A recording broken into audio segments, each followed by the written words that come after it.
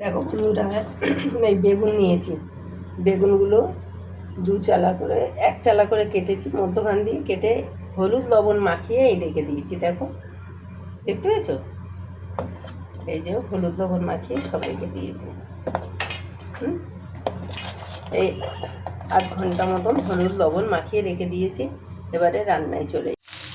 বেগুন ভাজা হয়ে গেছে। দেখো, একটা একটা করে সব তুলে নেবো।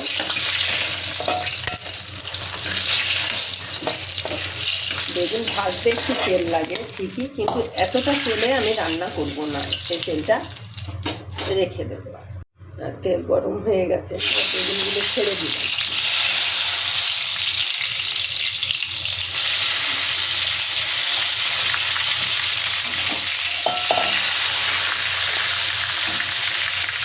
একটু একটু ভালো করে নেড়ে চেড়ে এটা ভেজে নেব।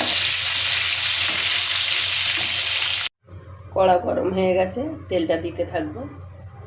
একটু বেশি তেল লাগবে, একটু ডুবো তেলে বেগুনটা ভাজলে বেশি ভালো হয়। তেলটা আরেকটু গরম হোক।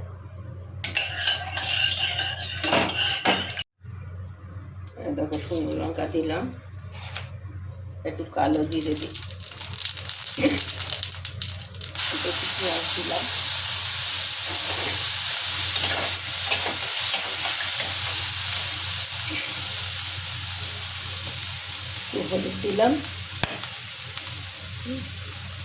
হলুদ দিলাম, অল্প একটু লবণ দিলাম, দিয়ে এটাকে ভালো করে ভেজে নেব।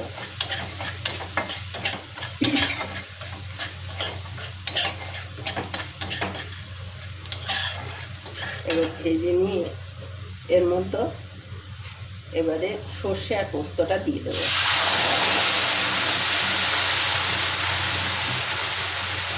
তারপরে এর লঙ্কা কটা দিয়ে দেবো, আর একটু জল দেবো, গরম জল দিচ্ছি। এবারে এটা ফুটে উঠলে আমি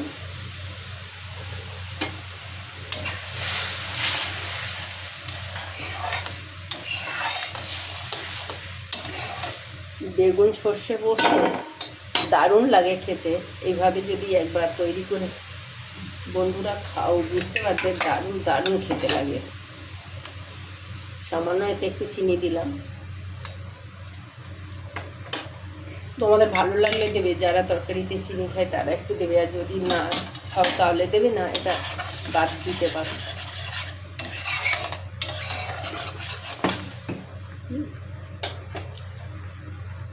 ফুটে গেছে।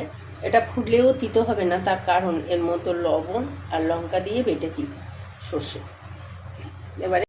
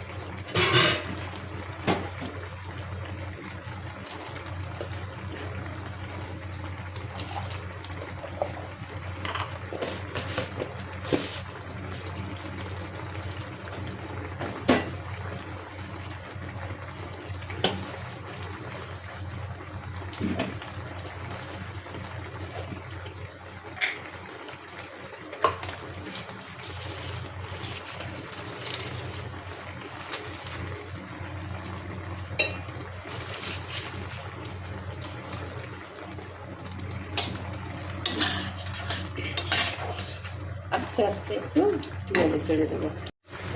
দেখো, আমার সর্ষে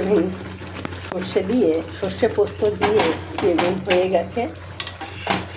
দারুণ খেতে লাগে। এইভাবে তোমরা একবার তৈরি করে খেয়ে দেখো। এটা এইভাবে কড়াই থাকবে না তো ভেঙে যাবে তুলতে গেলে। এবারে আমি গ্যাস অফ করে দিলাম। দেখো, একদম রেডি হয়ে গেছে। গ্যাস অফ করে দিলাম, আমার রেসিপি কমপ্লিট হয়ে গেছে।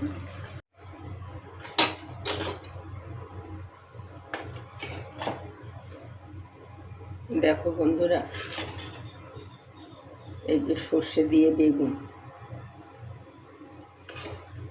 পোস্ত সর্ষে দিয়ে বেগুন দেখো পরিবেশনের জন্য রেডি হয়ে গেছে। তোমাদের পছন্দ হয়েছে? তোমাদের যদি পছন্দ হয় তাহলে একবার লাইক কমেন্ট শেয়ার করে দিও। পুরো ভিডিওটা দেখার জন্য বন্ধুদের ধন্যবাদ।